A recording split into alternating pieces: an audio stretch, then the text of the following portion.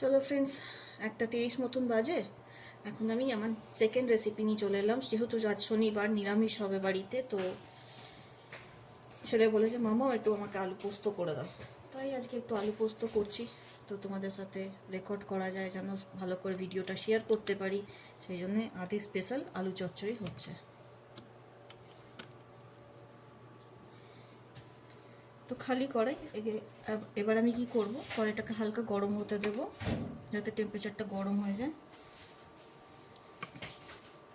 আর অল্প সামান্য তেল দিয়ে, তেলটা গরম হয়ে গেলে আগে আমি ঝিঙেটা ভেজে তুললাম। আমি কলকাতাতে দেখেছি কোনো রান্নার মাসিকে যদি ঝিঙে আলু পোস্ত করতে দাও না, ওরা কি করবে, যদি ওদের পুরো দোষ নেই, মানে ওরা যেহেতু 3-4 বাড়ি রান্না করে, তাই জন্য ফ্রেন্ডস ওরা কি করে, ঝিঙে আলু পোস্ত একবারে দিয়ে দেবে, দিয়ে রান্না করে দেবে।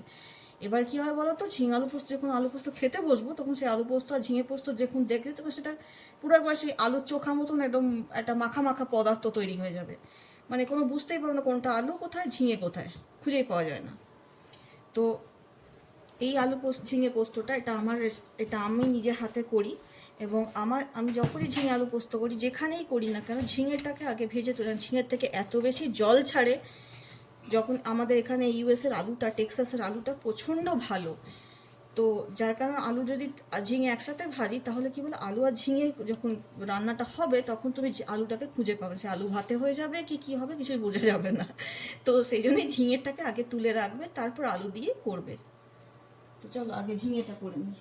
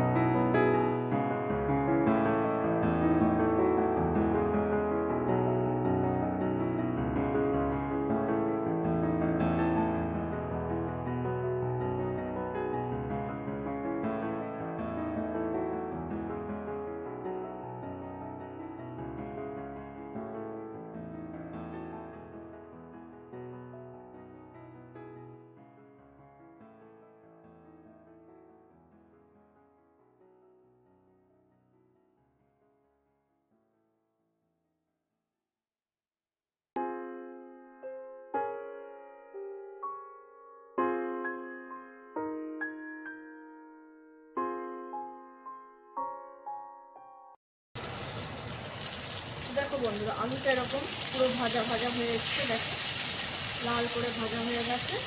আর একটু ভাজতে হবে, এখনো হয়নি, কিছু কিছু আলু লাগছে।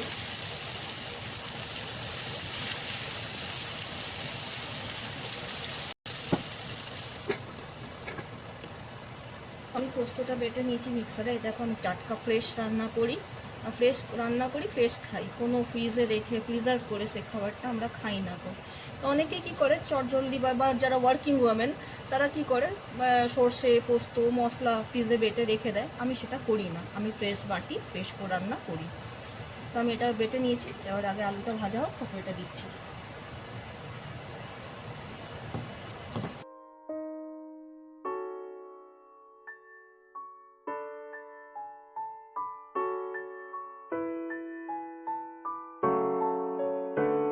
যখন আমি ঝিঙেটা ভেজেছিলাম তখন ঝিঙের মধ্যে আমি নুন হলুদ কিছুই দিইনি, তো সেই কারণে ঝিঙেটা এখনই অ্যাড করো, কারণ এখন আমি নুন হলুদটা দেবো যাতে ঝিঙেটার মধ্যেও নুন হলুদটা যেমন ঢোকে। কেন অনেক সময় কী হয়, কখনো কখনো রান্না করার সময় কেউ কেউ ঝিঙেটা দিতে ভুলে যায়, তারপরে যখন রান্নাটা হয়ে যায় তখন মনে বলে আরে এমনি ঝিঙেটাই দিলাম না।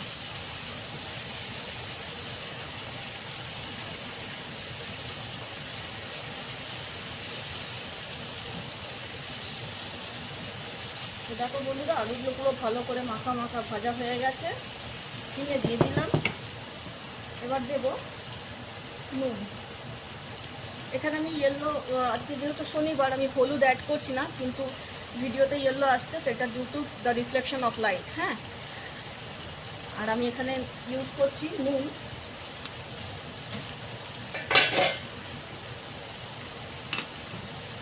আমি নুনের জন্য ইউজ করছি মেজারিং স্পুন এটা।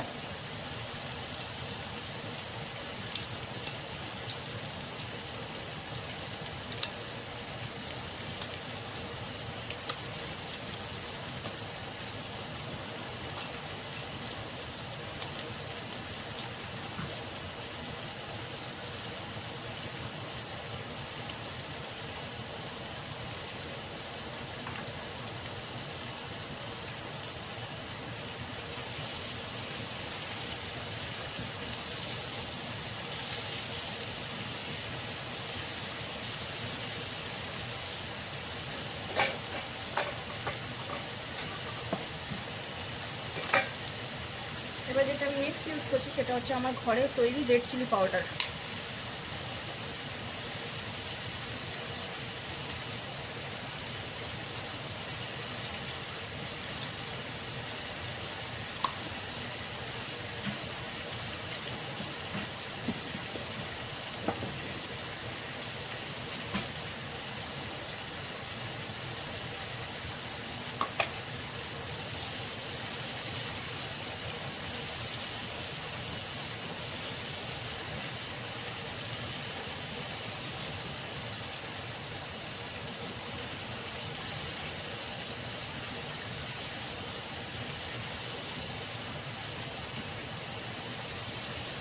এবার আমি এখানে একটা গ্যাপ তৈরি করব, আর তৈরি করে এই যে পোস্ত বাটাটা যেটা আমি করে রেখেছি সেটা আমি সামান্য পোস্ত বাটা একটু ঢেলে দেবো।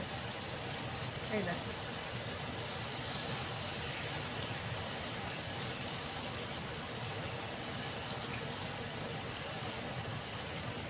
আলু ঝিঙে পোস্ত বা আলু পোস্ত এর একটাই বেনিফিট কী রান্না করতে টেস্ট কখন হবে জানেন তো, যদি তার নুন মিষ্টি ঠিক হয় আর যদি পোস্তটা একটু বেশি করে দেন তাহলেই একটা টেস্ট আসবে, আদারওয়াইজ কিন্তু আলু পোস্তয় টেস্ট আসে না।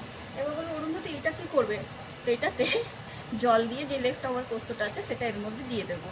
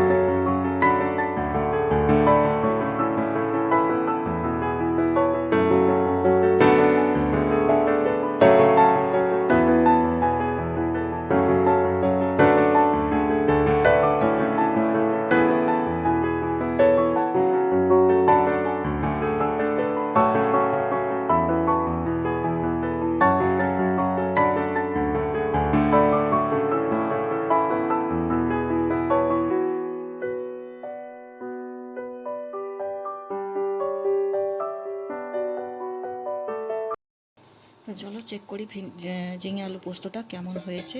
ফাইনাল লুক এই যে হলো ফাইনাল লুক।